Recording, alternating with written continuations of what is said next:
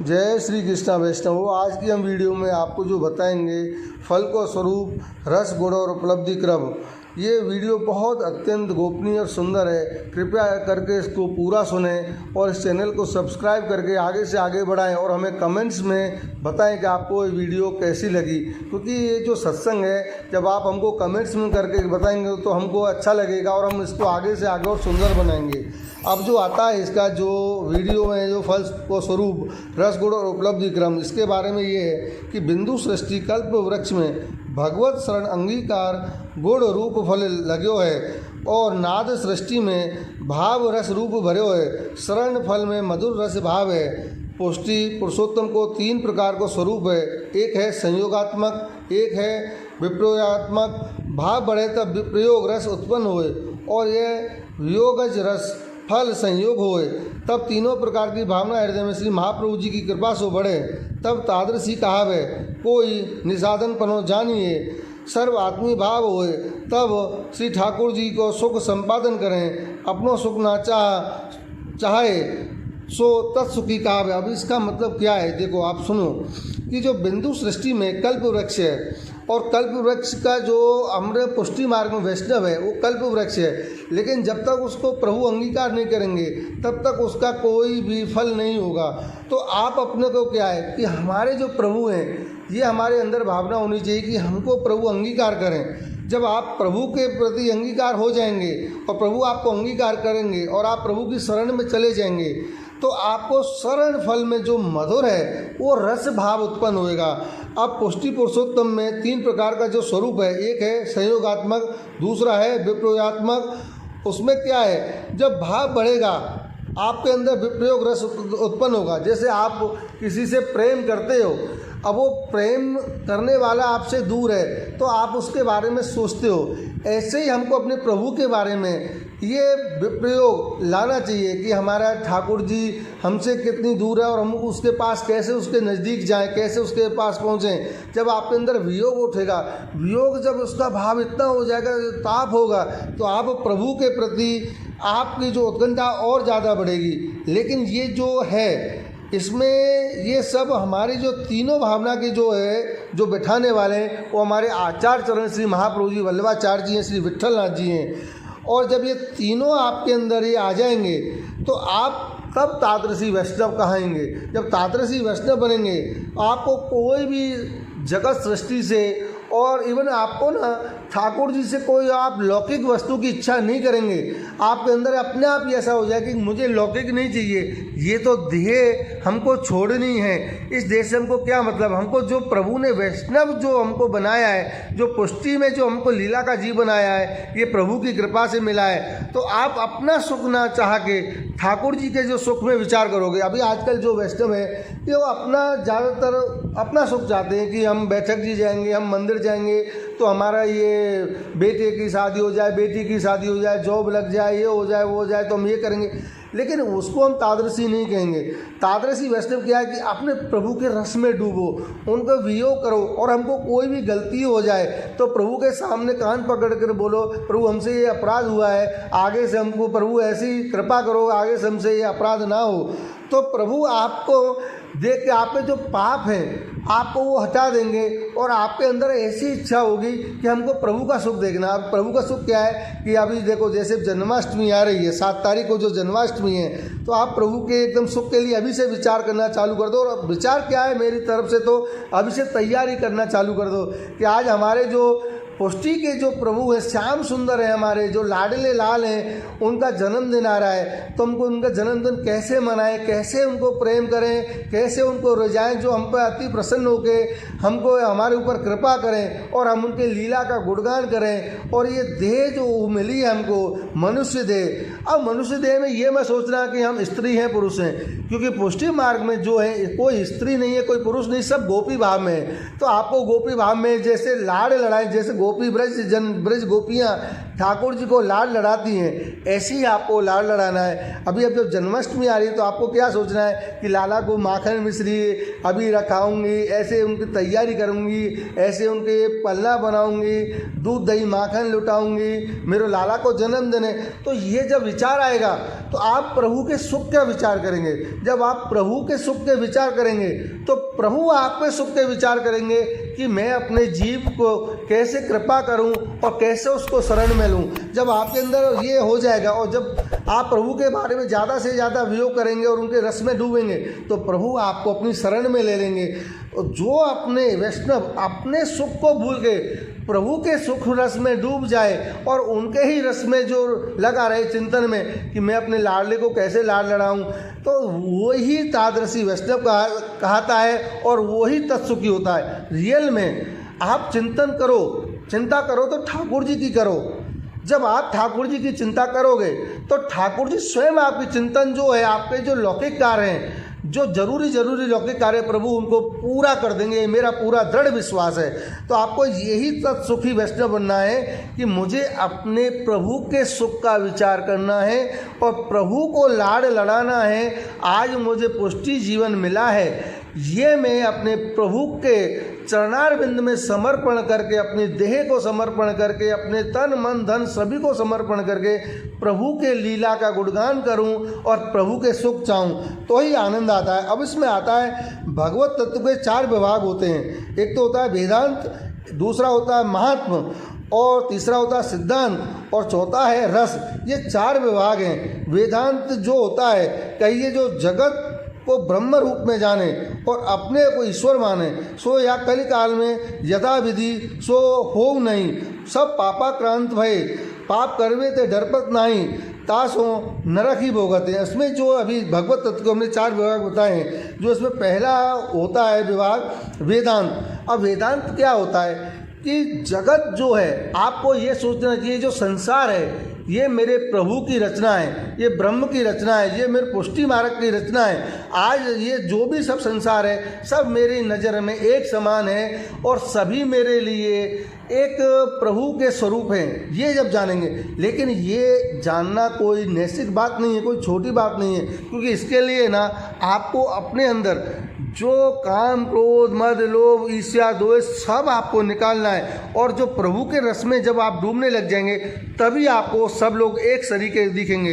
अब ऐसे लोग मिलते नहीं है देखने को, क्योंकि अभी जो मैं तो वैष्णव बन गया, अब मैं वैष्णव बन गया, मैं तो जय जय का खास बन गया, तो वो अब मेरे जय जय ने मुझे ब्रह्म संबंध दे दिया है, अब तो मैं कुछ भी कर सकता हूँ। ऐसा नहीं है, ये नहीं सोचना। हमको ये सोचना है कि आज ये जो जगत है सब एक ही सृष्टि की रचना है, चाहे उसमें मनुष्य हो, चाहे पशु हो, पक्षी हो, हाथी हो, चींटी हो, कोई भी हो, ये सब प्रभु की माया है, प्रभु की कृपा है और ये सब प्रभु के ही जीव है। क्योंकि भागवत जी में ठाकुर जी ने बोला है कि चाहे कोई राक्षस हो, चाहे भूत पिशाच कोई भी हो, चाहे देवता गंधर्व मनुष्य पशु पक्षी किन्नर जो भी हैं, इवन हाथी से लेके चींटी पहाड़ नदी पर्वत, ये सब मेरे ही स्वरूप हैं। तो हम सब एक ही सृष्टि के हैं, हम में कोई भेद नहीं है।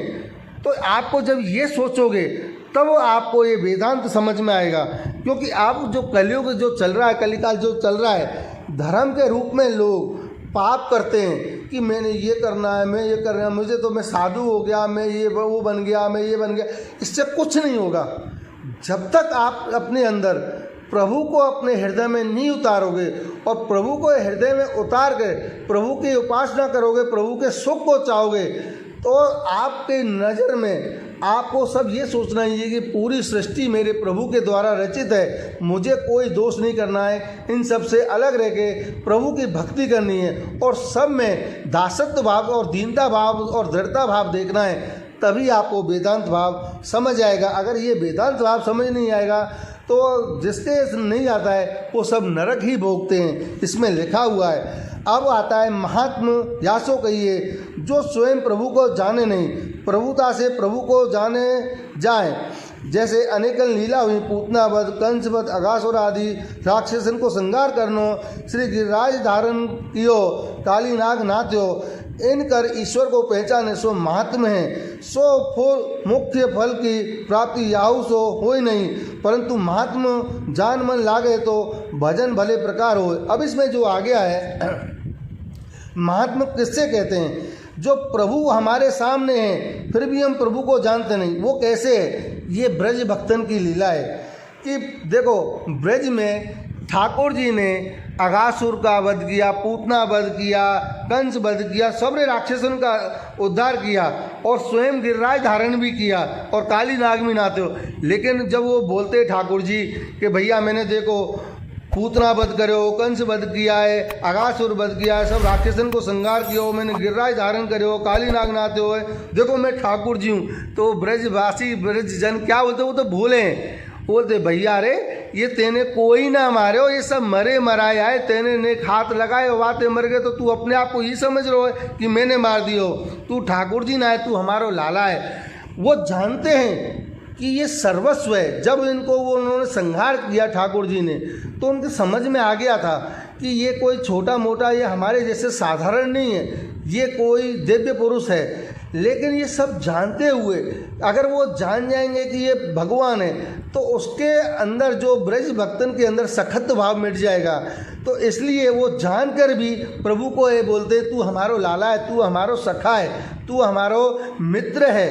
तो ये प्रभु को जब जानकर वो मन लगाएंगे कि देखो ये हमारे साथ है। आप वैष्णव को क्या सोचना चाहिए कि ये जो ठाकुर जी है हमारे साथ नित्य नूतन लीला करता है, तो आप अभी भी करता है। ऐसा नहीं है कि जो वैष्णव जिसको ब्रह्म संबंध हो गया महाप्रभु जी द्वारा, वल्लभ द्वारा, तो आप अपने को समझो कि हम लीला के जीव हैं और प्रभु आपके साथ नित्य नूतन लीला करना चाहते हैं और करते भी हैं। लेकिन जो हमारे आँखों पर माया रूपी जो पट्टी बंधी हुई है, हम उसके द्वारा भूल जाते हैं कि ये प्रभु नहीं कर रहा है, हम कर रहे हैं।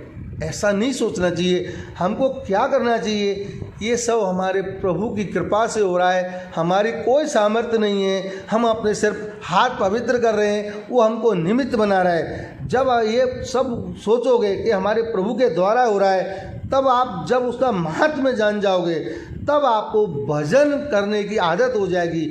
और जब आपको भजन करने की आदत हो जाएगी तो प्रभु में आपका मन लग जाएगा और दृढ़ विश्वास हो जाएगा। अब तीसरा आता है सिद्धांत का है, जो लीला में भाव मिश्रित होए। जैसे दूध में घृत है परंतु दिखे नहीं, जब यत्न करके मत के निकासे तब निकसे। तैसे लीला में अनेकन भाव भरे हैं, ताको महज अनुभव कर वाणी द्वारा प्रकट करे तब जानो जाए। श्री महाप्रभु जी, श्री गोसाई जी ने सुबोधनी जी में आदि अनेक ग्रंथ में प्रकट किए हैं, परंतु आपकी अगाध वाणी है, ताते कोई समझ ना सके। जे कोई आपके कृपा पात्र हो या रस के अधिकारी हों, सो तिनको ही ताको अनुभव है। जाको पुष्टि मार्ग के सिद्धांत को बोध भयो, सो लीला को रूप जाननो, परंतु वह सिद्धांत के भीतर रस न्यारो है। जैसे दूध में घृत मिलो है, तैसे लीला में भाव मिलो है, और ताऊ को छेक के ताके गुण में मिले हैं, तैसे सिद्धांत के भाव के भीतर रसात्मक पुरुषोत्तम को रस भर्यो है। तहाँ दृष्टांत कहते, सर्व सामग्री सिद्ध करके धरिए, ताके चारों ओर कनात लगाइए, ताके पास जाके ठाड़े हो तो सामग्री में बरास केसर कस्तूरी की सुगंध मिली है। सो सुगंध कनात के बाहर जो ठाड़े हैं तिनकी नासिका में प्रवेश तो करे, परंतु सामग्री को स्वरूप तथा स्वाद बिना देखे जाने न जाए। इतना ही सिद्धांत और रस के अंदर भरे हो। इतना कितना सुंदर वर्णन किया है कि जो लीला में आप जो प्रभु की लीला देखते हो और अपने अंदर उतारते हैं, उसमें भाव मिश्रित होना चाहिए। आपने लीला देख ली, जान ली, लेकिन आपने अपने अंदर नहीं उतारी। जैसे दूध में घी मिला हुआ है, लेकिन अभी हम वो दूध को गर्म किया और पी गए, उसमें घी नहीं दिखेगा। ऐसे ही जब हम दूध को गर्म करेंगे, औटाएंगे, हमारी ब्रज भाषा में बोलते हैं औटाना, जब हम दूध को औटाएंगे तो उसको हम ठंडा करके गुनगुना सा करके एक उसमें खट्टा पदार्थ मिलाएंगे तो दही बनती है। और जब हम दही को मथ के जब उसको उसमें निकलता है तो लौनी घी माखन निकलता है, और जब माखन को हम जब तपाएंगे तब वो घी बनता है। ऐसे ही हमारे पुष्टि मार्ग में श्री महाप्रभु जी, श्री गोसाई जी ने सुबोधनी जी आदि अनेकन ग्रंथ में ये भाव प्रकट किया है। इसमें क्या है कि जैसे आप कोई वल्लभ या कोई रसिक जन के पास गए, आपने उनकी वाणी सुनी, आपने जब उसको अंदर विचार किया उस वाणी का, फिर वो विचार करके अपने अंदर ही वो भाव में उतारा और फिर भाव में आपने अपने रस को मिलाया, तब जाके वो वाणी आपको सिद्ध होती है और वो फलित होती है।